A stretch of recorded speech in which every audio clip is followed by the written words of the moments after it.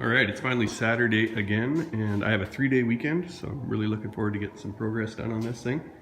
I've taken some time and cleaned up, and I've got the subframe sitting underneath the truck where I think I want it. It's hanging from the C-clamps right now, and there's a couple jack stands under there, but they're just really there just in case something lets go. I don't need this thing falling on my foot. So what I'm going to try to do today is build the brackets that are going to tie it in here to the mounts here. Now these bushings are going to be cut out of there yet, and I got polyurethane bushings on the way, so that'll keep it from slapping around. These things been known to wheel hop a little bit if they move in the Mustangs, so my plan here is to stiffen it up as much as I can. Right now I have it clamped to the frame.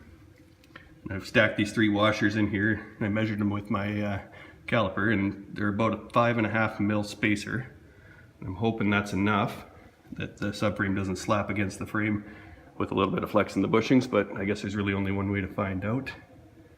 And if that becomes a problem, we'll deal with it then.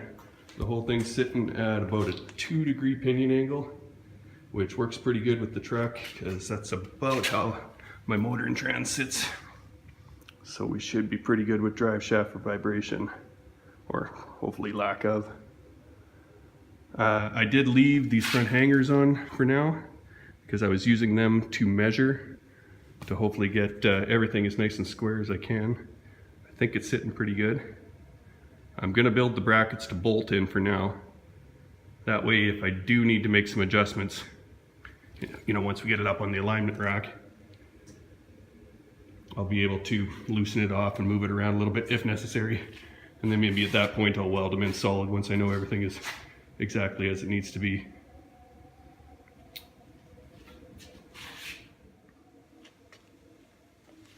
All right, my next step here, I'm going to take this shoebox and I'm going to cut it up and kind of mock up the tabs that are going to hold the subframe in place. I know that I'm going to build this out of 4-inch wide, 3/16 thick flat stock. So first thing I guess I'll do is cut this down to 4 inches. Should give me a rough idea how it'll all fit. It's a disgusting day outside today. The wind is blowing, the sun's shining, but the snow is coming down.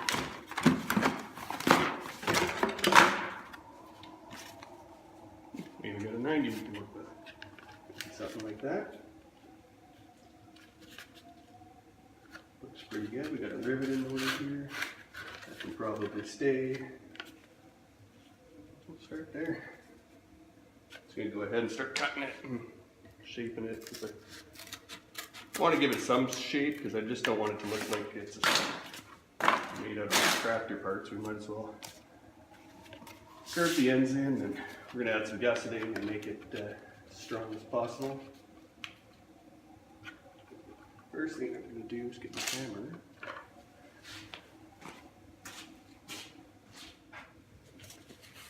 Okay, this is the metal I picked up. It's 4 inches wide, 3/16 thick. Something rolled steel. I'm no expert at welding, but I can fake it pretty good. So this is what we've got, and this is what we're going to use.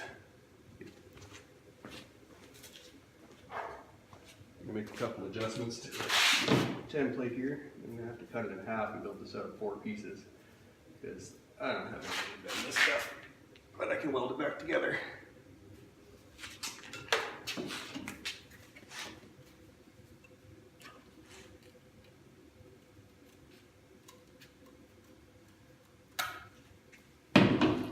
We'll kind of fine tune it as we go.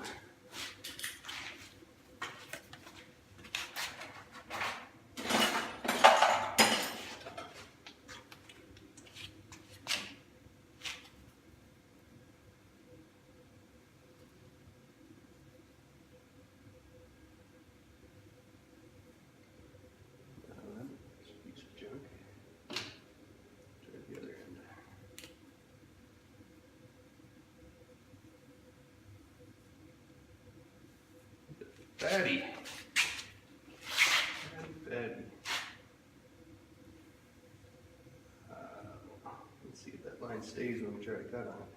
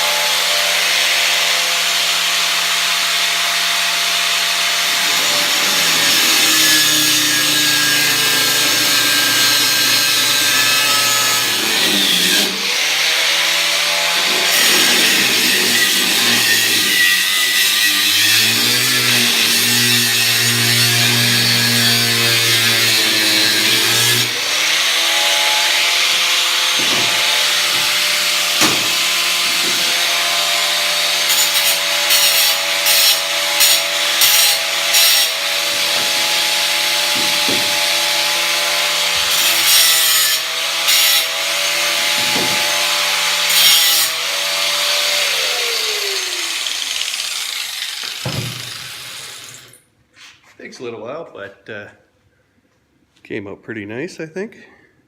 And it's really hot, so I'm going to just continue to burn myself while I show you, because that's what I do. So that's number one. Number two is this guy.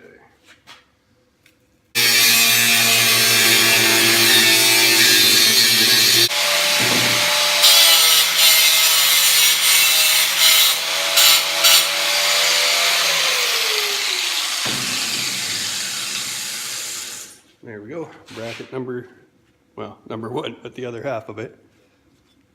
And if everything went to plan, it should fit together.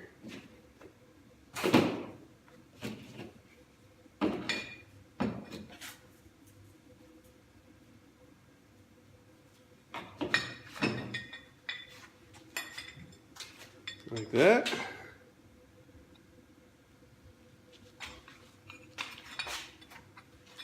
It's working. Yeah, I guess the next thing I should do is drill the hole in this guy. See how that lines up. And I'll have my template for the other side.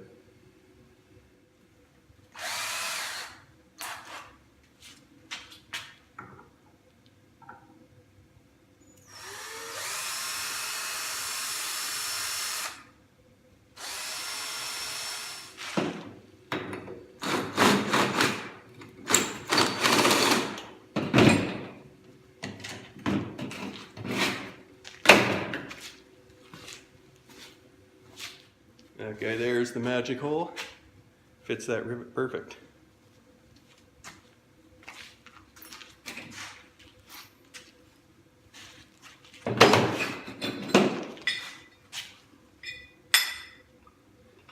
We'll weld these guys together. At least we'll spot weld it for now.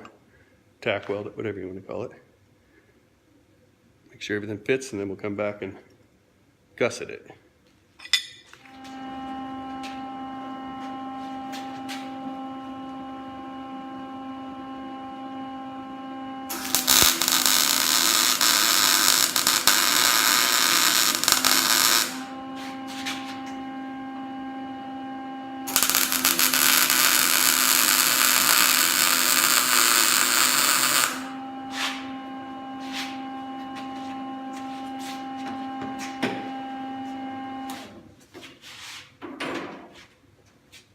Okay, I'm going to let that cool a little bit because I've learned that lesson. Bang it off here.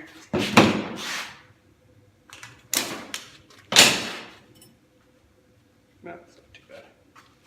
My welder is probably not hot enough, strong enough for this kind of job, but I'll go back, clean that up, and on this side I'll be able to really burn it in well. I don't think I'm going to have any problem, especially once it gets gusseted.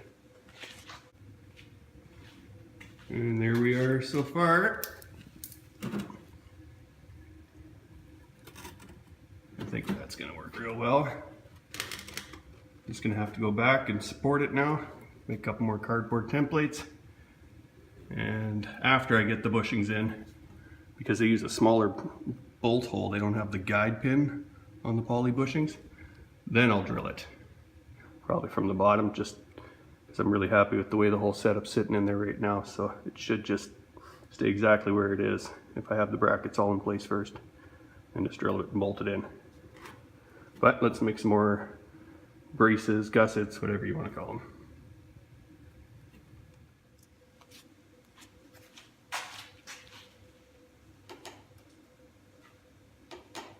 Come in there, mark it there, and there.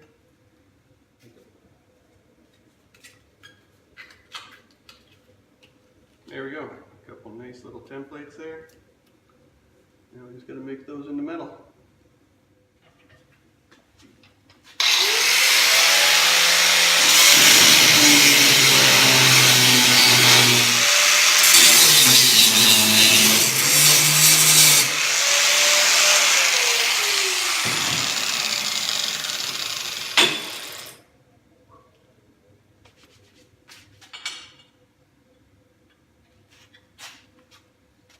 That's the one there.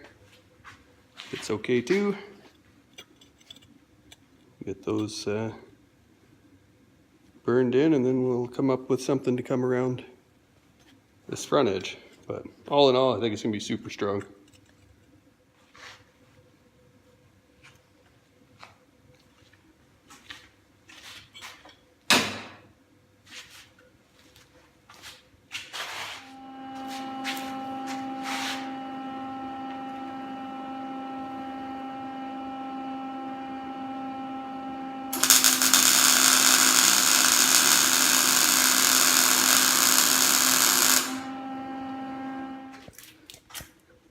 There it is in place there. I think that's going to work just fine.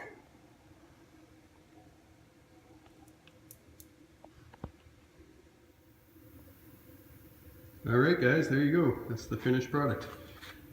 Again, don't probably have the right tools for doing this. I'm just doing this with the little tiny MIG pack welder. But you prep it good enough, you can actually lay down a pretty decent bead with it. That's probably one of my prettier ones, so I figured I'd show everybody that rather than the ugly booger stuff on the other side of it. Well, let's see, not quite as nice, but you get the point. A few places I did a double pass, and then fit it in there. That's how it sits. On the front I did a couple little triangle pieces just to make it a little bit stronger and a little bit prettier. And once you get it all painted up and bolted to the truck and under the bed of the truck, nobody's going to notice anyways. But I know it's good, I know it's strong, and that will hold and locate the subframe on the rear. Up front I got a slightly different plan. We'll see if that works, but I'll probably tackle that next. Here's the one on the other side. And then from there I'm going to have to figure out how to mount the coil springs. But I'm going to have to take a little bit more out of the frame down here just to make a little bit more room for that control arm. That was the previous notch from when I had the Explorer 8.8 inch axle in here over the spring. So it got pretty tight to the frame. Even at that, it didn't have a ton of travel. Truck should sit lower this year and actually have more travel, so that'll be cool. Tell me what you think. Tell me if I'm a hack. Tell me if you like my welding. Tell me if my welding's terrible. Tell me it's going to work. Tell me it's not going to work. I'd love to hear it. If you like what I'm doing, you can like and subscribe to these videos. I guess that's the thing to do with YouTube. I haven't made a ton of videos, but I'm enjoying what I'm doing so far. So if you want to see more, let me know. Thanks.